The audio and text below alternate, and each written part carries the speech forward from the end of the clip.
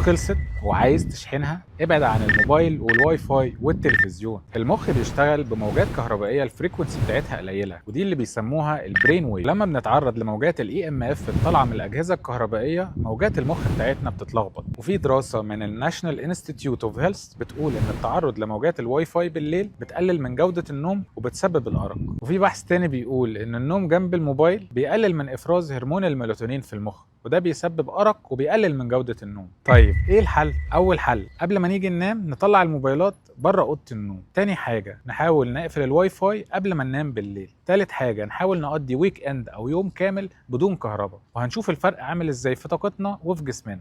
وفي يا صديقي دراسات تانية بتقول إن الناس اللي قعدوا يومين من غير ما يتعرضوا لموجات الاي ام اف قل عندهم هرمون الكورتيزول في الجسم بنسبة كبيرة جدا، والهرمون ده هو الهرمون المسؤول عن التوتر في الجسم. البعد عن الموجات الصناعية مش رفاهية، دي ضرورة كبيرة جدا عشان جسمك وطاقتك يرجعوا لطبيعتهم. وفي النهاية لو عجبك الفيديو ما تنساش تعمل لايك